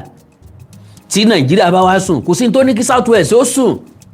àǹfààní irú àwọn Ọbáfẹ́mi Awólọ́wọ̀ nu, they are great leaders. Àwọn aṣíwájú, àwọn olórí tí wọ́n mọ nǹkan tí àwọn èèyàn wọn ń fẹ́ nìyẹn, tí wọ́n ti discover many things sílẹ̀ kan tó lọ. Gbogbo tí wọ́n fi ilẹ̀ lọ nìkan náà la padà ń rí. Gbogbo àwọn olórí burúkú karambani tá a padà ń níyì, wọ́n ní nǹkan kan ṣe. Owó tó lórí burúkú wọn kò nìkan wọ́n ń wá, kò sí nǹkan tí wọ́n fẹ́ fi ilẹ̀ dè wá, tí wọ́n fẹ́ fi ilẹ̀ dọ́mọ tí ń bọ̀ lọ́la. Who is doing it? Organized cartels operate inside the dens, ungoverned space of the park. Local checkpoints collect fees. Gbọ́ mi dáadáa, local checkpoints collect fees from thousands of motorcycle riders who transport the raw materials daily. Tẹ́lẹ̀ kó security bẹ́ẹ̀ kó custom bẹ́ẹ̀ wọ́n tẹ̀wọ́ wọn ó gbowó ni, wọn ò ní sọ pé ká má gbé tán fẹ́ gbé. Because àwọn cartel yìí wọ́n ń rí àwọn security agents tó wà across that place, wọ́n ń fún wọn ní ẹ̀tọ́, wọ́n ń fún wọn lóbì tó gbó. Gbọ́ mi dáadáa, wọ́n ń fún wọn ní tí ó ju sálárì tí wọ́n ń gbà lọ tàbí tán máa rí lódidi ọdún. Kò sẹ́ni tí ń ṣẹ́ lẹ́yìn àràǹdì ibẹ̀ tí ó fẹ́ kó gbé nǹkó ń bẹ̀. Ìbáàjẹ́ ọlọ́pàá ìbáàjẹ́ sọ́jà, wọ́n ń ṣẹ́tù wọn. Àkọ́kọ́ nìyẹn. Ẹlẹ́ẹ̀kejì ni pé àwọn gangan gba owó ojú ọ̀nà lọ́wọ́ àwọn ọlọ́kadà tí ń gbé. Bọ́ ọ bá gbé kan ti níye tán máa gbà lọ́wọ́ ẹ̀. Sọ gbàgbé bọ́n ṣe ń kó ráìsì wọlé láti Kútọ́nù, ó ti níye tán gbà lórí báàgì ráìsì kan. Èmi àkàndọ̀rọ̀ Awíkóńkó mọ̀, mo witness ẹ̀ dáadáa. Back then 1,000 naira, no 100 naira ń gbà lórí báàgì kan. Láyé ìgbà tó jẹ́ pé láti bọ́dà Kútọ́nù Nidi ìrókò dé Owódé ìdí ìrókò 1,000 naira ni wọ́n fi ń gbé báàgì ráìsì kan. Owó tí nǹkan ò tí ì di ẹrẹbẹntẹ báyìí, mò ń sọ̀rọ̀ 2011, 2012, 2013. So gẹ́gẹ́ bẹ́ẹ̀ náà ló ti ní iye tán máa gbà lórí báàgì kan tó o bá gbé fún lithium. Tó bá yá wọn ní Kàbá ni, ṣé Kàbá ló gba gbọ́ Ọ̀yọ́ tí ń wakùsà ń bẹ̀? Kàbá ló gba gbọ́ Ọ̀yọ́, àbí ti Iléṣà tá ti mọ̀ lọ́jọ́ tó ti pẹ́ tá a mọ̀ àwọn tí ń wakùsà bẹ̀ nígbà tó wọ́n gbà kíníkà wọ́n ti bẹ̀ wakùsà bẹ̀ tán. Iléṣà best gold in Nigeria only kan lẹ́ declare pé gọ́ọ̀mẹ̀ntì ni. Eléyìí tó wà ní old national Ọ̀yọ́ park, ta ló ní tibẹ̀? Fúlàní. Ta ló ní ti Zamfara? Fúlàní. Ta ló ní títí gbogbo àwọn ìlú yòókù? Fúlàní ló ní. Títí Iléṣà tó jẹ́ tìjọba, Fúlàní ní ń gbẹ, ṣùgbọ́n kì í ṣàwọn náà ní. Ìyẹn nìkan lẹ́ declare fún Nàìjíríà. Nàìjíríà ò ṣẹ̀ta gold rẹ̀ rí, àbí ibi tán tà sí, àbí Nàìjíríà tàrí. Epo Niger Delta nìkan lẹ̀ ń wà tẹ́ ń tà, àwọn tibẹ̀ náà ẹ ti pápápá ẹ̀pà kẹsàrò wíwà nítorí ọ̀rọ̀ yẹn. Kí wà lọ́rọ̀ yẹn ti dà fáwọn ará Niger Delta? Kí ló dà fún orílẹ̀-èdè Nàìjíríà? Epo náà ọ̀wọ́n là ń rà á. Epo tá à ń wà ní orílẹ̀-èdè wa ọ̀wọ́n gógó là ń rà á. Ọ̀wọ́n gógó tá a wà lólóòótọ́ ní gbogbo àwọn tó kóra wọn jọ tí gbéra wọn lólóṣèlú. Tá a lólóòótọ́ yóò pẹ́ kórílẹ̀-èdè tó mọ̀ pé kò sí òfurugbádá là ń dojúkọ lójoojúmọ́, òfurugbádá. Èmi Àkànní mo tó sọ lẹ́ẹ̀kan ṣiṣẹ́, ẹni tó bá jáde tó bá lórílẹ̀-èdè Nàìjíríà ó da ẹni náà tara rẹ̀ ni pẹ̀lú táàrí. Èyí náà fojú yìí wò, sójọ bí tí ó da, sójọ tí ó dùn, sójọ ṣé Nàìjíríà jọ ìlú tí ọ̀la rẹ̀ ó dùn? Ṣé Nàìjíríà jọ ìlú tọ̀la rẹ̀ ó dùn? Ṣé ó jọ? Ṣé Bọ́lá Tinubu ní capacity àti deliver orílẹ̀-èdè yìí pẹ̀lú gbogbo kúdẹ̀kúdẹ̀ sáré lójoojúmọ́ yìí? Ṣé Òbí ní capacity àti ṣe dáadáa lórílẹ̀-èdè yìí? Ṣáàtìkù ní capacity, ṣé kìí ṣe pé àwọn náà fẹ́ wá wakùtà tiwọn táwọn náà kò sápò léèrè gbogbo ilé tán sá torí kò sówó lóòótọ́ nínú gbogbo wọn? Yóò pẹ́ gan-an torí ẹ̀ mo ṣe ń wò àánú orílẹ̀-èdè yìí máa ń ṣe mí ni. Táwọn èèyàn wá wà tó wọ́n máa tírìtì kéèsì, àwọn kéèsì rádàrádà ẹ máa sọ pé Ìgbòho tí ń jà fún kárà ló lè lálàáfíà, òun lẹ́ẹ̀mọ́ ju ìdárọ̀ lù. Ìgbòho òun lẹ́ẹ̀mọ́ ju ìdárọ̀ lù. Ṣùgbọ́n ayé yín ń bàjẹ́ lójoojúmọ́, ẹ̀rí yẹn. Ẹni tí ń gbàdúrà pé òkè táyé yín ò bá tiẹ̀ ní wúlò lọ́la, àwọn ọmọ yín tí ò jẹ́ ọjọ́ ọ̀la yín, ẹja bá yín sì kí wọn, èyí tó ju ìdárọ̀ lù ẹni náà. Lẹ́ẹ̀fì mọ̀ pé wọ́n ti fi òṣì àti ìranu bá yí ọ̀pọ̀lọpọ̀ ọpọlọ àwọn èèyàn jẹ́ lórílẹ̀-èdè yìí.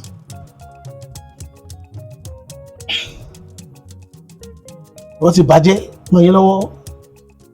Mo wo òye títí mo mọ ibi tí mo ti fẹ́ mọ́ program ṣe lé ní mo kàn ń dúró mo kàn ń wò báyìí. because mo ronú pé resources náà waste káàkiri ẹ lówó ẹ wọ ọ̀kadà ẹ jẹ́ fi fídíò yẹn hàn yín kẹ́yìn náà rí.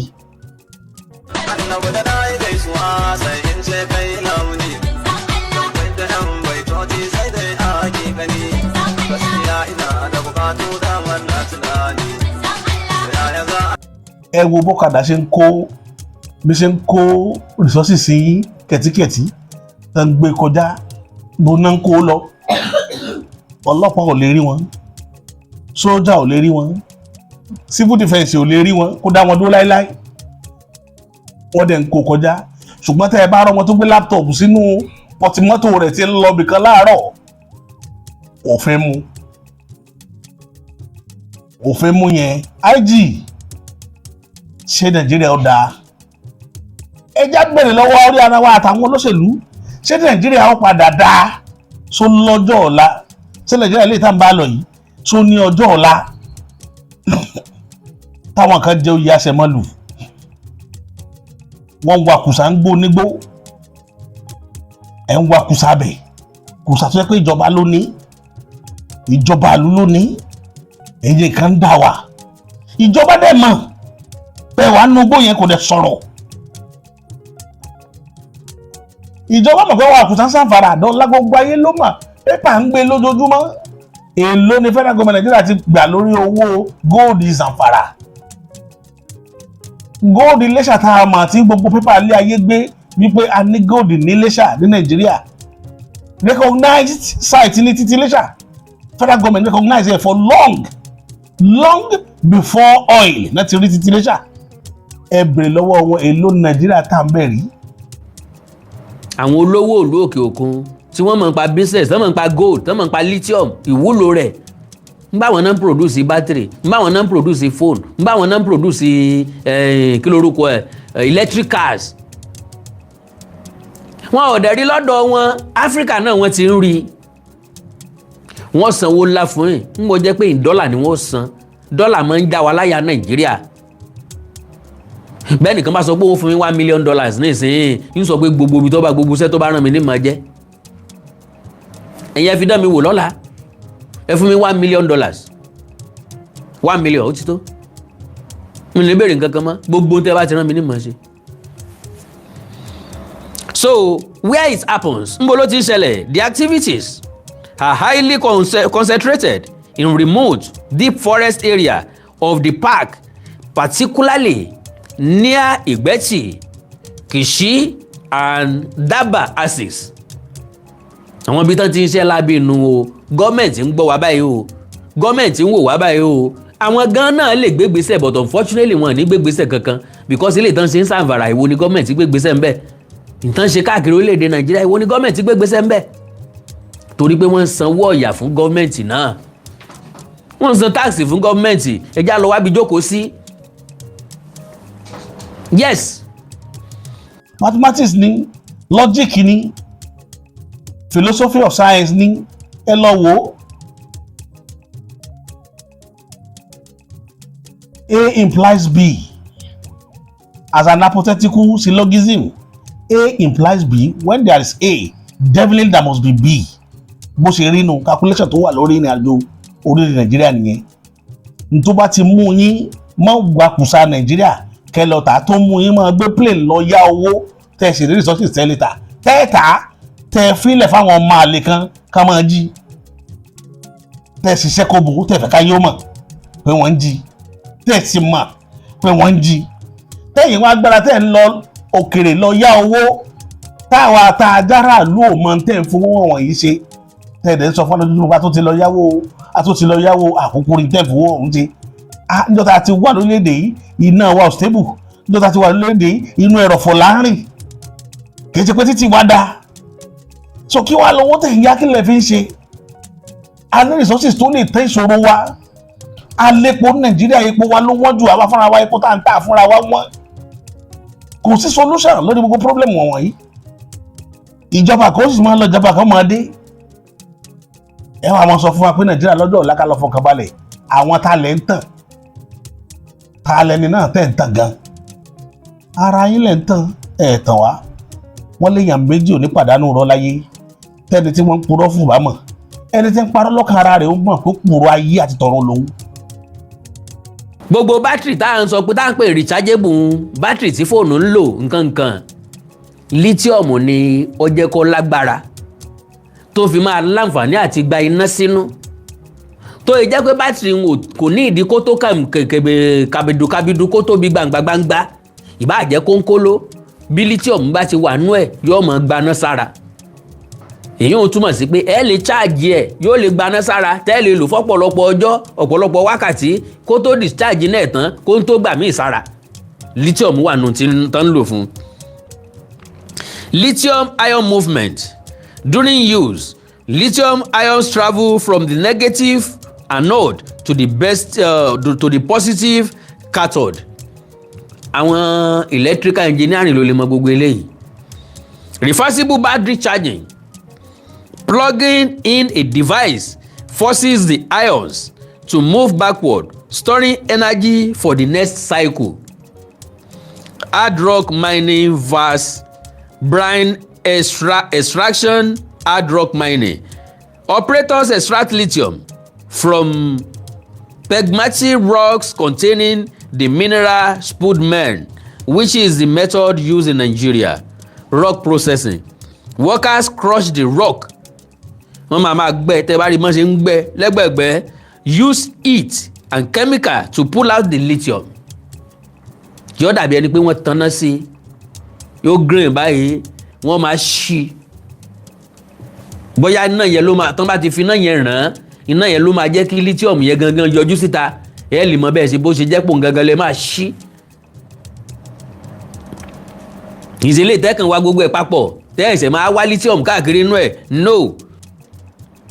ìyẹn nínú Old Ọ̀yọ́ National Park ó ti gba olè ó ti gbọ̀lẹ́ ó ti gba àwọn oníjàgídíjàgan wọ́n ń bẹnu ẹ̀ wọ́n kún bẹ̀ bátákún kì í ṣe bọ́yá wọ́n ń bọ̀ wọn ò ṣẹ̀ṣẹ̀ wá wọ́n ti débẹ̀. This group trade the metal for high profits outside the law. Ìyẹn túmọ̀ sí pé ó wà illegal. The mining boom the minerals. Lithium is a key metal. It goes into batteries for electric cars and phones. The mining is deep inside the Old Ọ̀yọ́ National Park. This park covers over 2,500 square kilometers. It crosses local areas like Kishi, Ìgbẹ́tì and Ìgbòho. Sáwọn ọ̀gá tó níṣẹ́ tí wọ́n lówó ṣé wọ́n mọ owó wọn kọ́ máa lọ ṣé wọn ò ní kàn sí àjọ EFCC sọ́gà ò ní gba nǹkan ṣé wọn ò ní pé kí wọ́n rìlíìsì ọkọ̀ wọn. Foreign buyer targeted. Joint raids of federal forces and the Oyo State Mineral Development Agency have busted active sites in Ìgbẹ́tì and Soro, arresting dozens of illegal miners, including foreign buyers. Court prosecution. Some prosecute wọn. Okay. Suspects are tracked using localized field intelligence and are systematically charged with economic sabotage and the criminal extraction of solid mineral resources. Okay. Legal and regulated mining project license approvals. If care is not taken, àwọn ọmọ tí wọ́n jí kó láhoro ìṣẹ̀lẹ̀ yẹn kọ́lọ̀ wọn járí wọn padà ni. Bó bá wu Ọlọ́run Ẹlẹ́dàá tó wo orí ìyá àti bàbá wọn tí ó fẹ́ fáwọn ọmọ yẹn ṣòfò ní kó jẹ́ kára àwọn ọmọ yẹn láyọ̀ àtàláfíà. Value addition push. The federal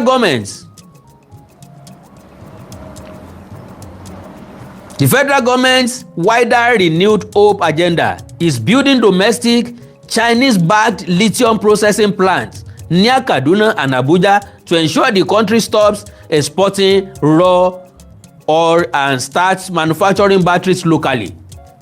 Ìgbà yìí làárọ̀ tarúgbó sunkún eyín. Ọdún mélòó ni federal government ó fi pilẹ̀ wèrè? Kó tó di pé federal government máa múra pé àwọn fẹ́ nílé iṣẹ́ tí wọ́n ti máa ṣe tán ti máa mine ẹ̀ fúnra wọn tí ì ṣe pé raw materials náà máa kó lọ abroad. Wọ́n bá fẹ́ ṣe báwọn tí kọ́kọ́ ń wá yìí ilẹ̀ kọ́kọ́ máa stop náà. Lẹ́yìn kọ́ máa lé everybody kúrò nínú igbó pé kí wọ́n fi gbogbo inú igbó yẹn lẹ̀ pátápátá. Federal government lọ́wọ́ nínú ìjínigbé tó ń lọ ní Old National Park. Yes, because only federal government has the power to evacuate every living things kúrò nínú igbó ńbẹ̀. Yes, only federal government can do that. Can make announcement. Okay o, àti local miner àti international miner leave the forest for now. Bá a ṣe ń gbà tá a fẹ́ gbaná kúrò lọ́wọ́ àwọn tá a ta fún gbà yẹn PHCN. Wọ́n kọ́kọ́ drop ẹ̀ ná, ẹ jẹ́ kán kọ́kọ́ drop ẹ̀ ná, kí kálukú kọ́kọ́ jáde ná, àlàáfíà ọ̀kọ̀ọ̀kọ̀ jọba ń bẹ̀ ná. Ká wá ṣèkéde ẹni tó bá tó kú o tó bá tó ń wà ń bẹ̀ after 30 days. Òkú lẹ́lẹ́jà ta ni o, káwa wẹ́n tí ò ní jáde kúrò ń bẹ̀. Gbogbo ìmọ̀ tá a ní ìmọ̀ ọmọ pátán mo ná tán lẹ́ẹ̀kan náà ni Ọlọ́run ràn wá lọ́wọ́. Hello baba.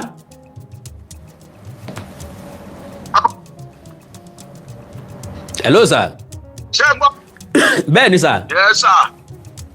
Ó ga eléyìí ẹgbẹ́ wa lè di father I'm so happy about it. God bless you sir. Adéwùmí káwọn èèyàn abọ́kọ́ bá wa pín kínní yẹn. Bẹ́ẹ̀ ni. Bí o tiẹ̀ dọ́dọ̀ Ṣèyí Mákindé ọ̀dọ̀ àwọn ọmọ ẹ̀. Wọ́n máa lè bá a. Mo fẹ́ kó dé. Bẹ́ẹ̀ ni. Òní mo fẹ́ kó dé. Gbogbo nǹkan tó ní kálukú bá ṣe ilé ayé ètòrí ọ̀la ni. Bẹ́ẹ̀ ni. Káwọn ọmọ ẹ̀ máa wò ó bó ṣe ń jẹ ọ̀la àwọn ọmọ ìrandíran bó ṣe ń jẹ máyé. From the onset mo mọ̀ pé máa yìí máa fẹ́ lọ́wọ́ ní gbogbo nǹkan tó ṣẹlẹ̀ ní Ọ̀yọ́ state. Because kò sí gbogbo bí ọ̀rọ̀ lithium yẹn ṣe ń jáde pẹ̀ yẹn tó máa sọ pé easy governor ti ṣe náà kò pọ́sibú kó má mọ̀ kò dẹ̀ pọ́sibú kó má máa gba ṣí ẹ̀ díẹ̀. Kì í ṣe nǹkan tí wọ́n lè máa ṣe lábẹ́lẹ̀ náà o ká má parọ́ tanra wa. Kò pọ́sibú kó má máa gba ṣí ẹ̀ díẹ̀. Àwọn àgbààgbà ilẹ̀ Yorùbá dẹ̀ ní nǹkan máa gbọ́. Gbogbo nǹkan tí Traoré ṣe ní Burkina Faso ṣé o pé uranium àti lithium ló jẹ́ kó lọ bàjẹ́ wa pé àlò ilé táwọn pípù yìí kó inú ọjọ́ iwájú ìlú àwọn ilé tí wọ́n kó tó. We have to preserve it for ourselves. My brother Norway bí Nàìjíríà ṣe lépo ni Norway ṣe lépo. Gbogbo owó tí Norway ń pa lórí epo látọjọ́ tí Norway ti jẹ́ Norway wọn ò fọwọ́ kan kọ́ ń bẹ̀. Wow. Because according to their government wọ́n ní future generations lónìí. Pé mineral resources future generations ni.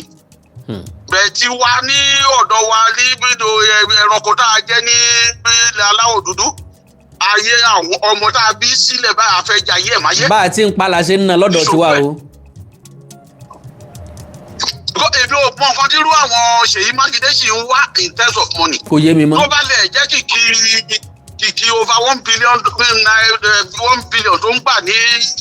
ń gbà every month ní as a security vote for 8 years ṣé yẹn ò ti tó. Ó ti tó ọmọlúwàbí o.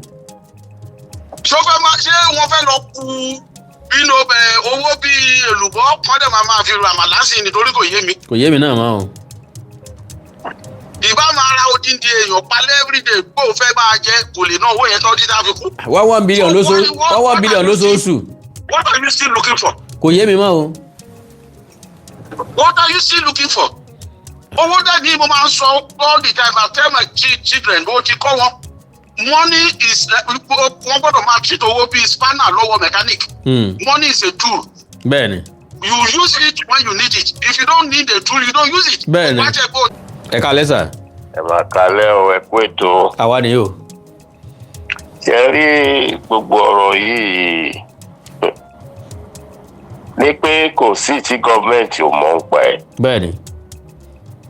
Because èmi ni Australian company kan, èmi ni China company kan, ọ̀kan lè dédé dìde nílùú wọn. Rárá o. Kọ́dẹ̀ náà wọ́n bọ̀ ní Ọ̀yọ́ National Park. Láíláí. Okay. Geologist kan ló máa ṣe test ibẹ̀ yẹn ló máa sọ fún wọn pé minerals báyìí wà nínú ilẹ̀ yìí. Bẹ́ẹ̀ni.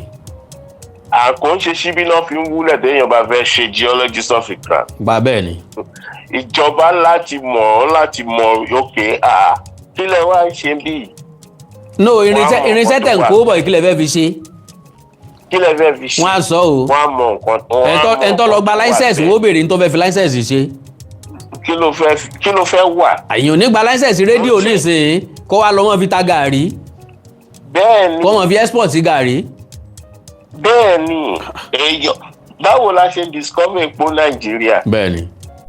Yorùbá Parapọ̀ TV ẹ máa gbọ́ ẹ máa wò ó ẹ subscribe síbẹ̀ ẹ like ẹ bó bá ṣe ń lọ àwa ò ní jẹ́ kétí yín ó di sí o Yorùbá Parapọ̀ TV àgbàlẹ́tù ọmọdé làwọ̀.